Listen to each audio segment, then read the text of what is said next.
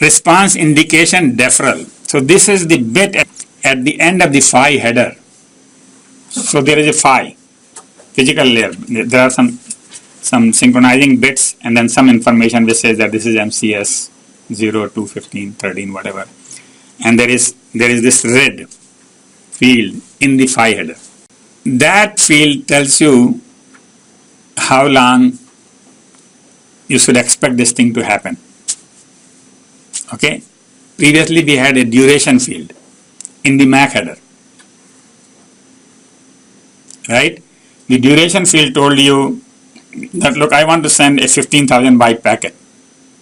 So you added everything, RTS, CTS, CIFS, packet, acknowledgement, and then you waited that long.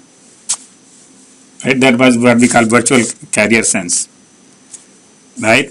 NAV was the name field, network allocation vector. NAV was a timer which you set, and then when the timer expires, then you sense the channel again. But there is no NAV anymore. So we have red. And red is not in the MAC, is in the phi. So red is based upon 2-bit response indicator field. It is 2-bit, just 2 bits. It's not even a byte, 2 bits. And those could be one of these 4 values. 0, 0, 0, 1, 1, 0, 1, 1. I don't really know which one is 0, 0, but let's just say 4. 2 bits can give you 4 possibilities. And so normal response means that you will wait for a ACK after this data. So I am sending this. After this, I am expecting an ACK. So the receiver will wait for one CIF and send me an ACK or a block ACK. So this is how long you should wait after the end of my packet, right? NDP response means after this, I am expecting an NDP, null data packet. So there is a CIF and null data packet. Actually, come to think of it, ACK and block ACK are NDP, so I don't know. I mean, like, basically, why would I want normal response? Because not ACK and block ACK are both NDP. And no response means that as soon as I'm done. That's it. There is no CIF and there is no ACK.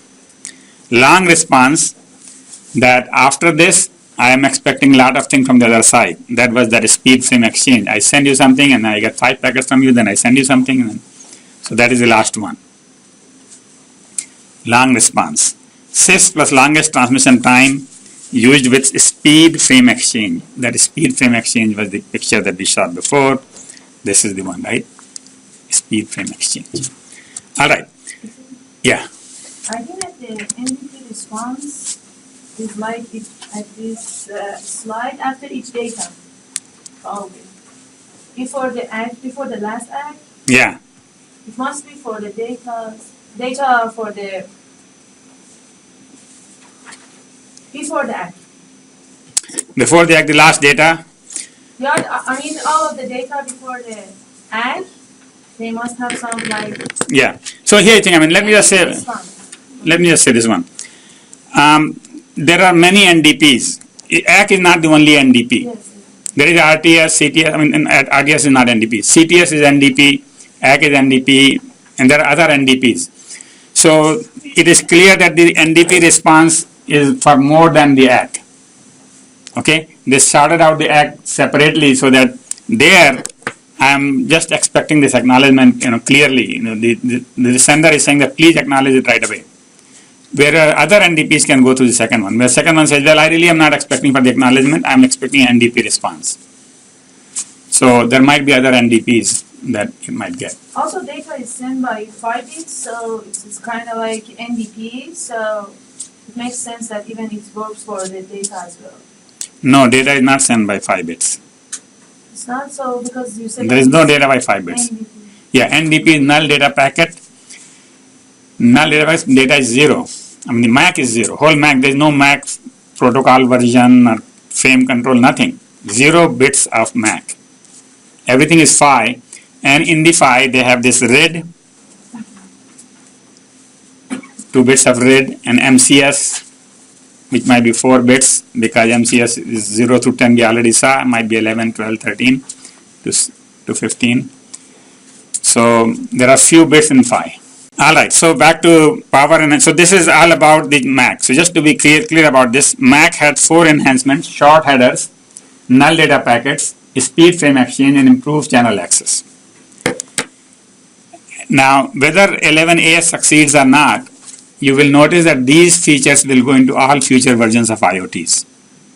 Okay, and these were not there in Bluetooth, these were not there in Zigbee, and so on and so forth. But as the time is advancing, what happens is we come up with new ideas, and the new people will copy those plus some more. All right, so we go into the power enhancement. How do we save power? 3 things we do: page segmentation, restricted access window, and the target backup time. Page segmentation I already talked about, is that everybody does not listen to every beacon. We divide into 4 pages, and then you listen to your page. Actually, page is divided into blocks, and the blocks are divided into sub-blocks, and sub-blocks are divided. So there is a big hierarchy here. So what happens is when you get an AID, your AID is 14 bits, your short name is 14 bits, first 2 bits are your page number, next 5 bits are your block number, next 3 bits are sub-block number, and 3 bits are your position index. Basically, so, up to 8 people in a sub-block.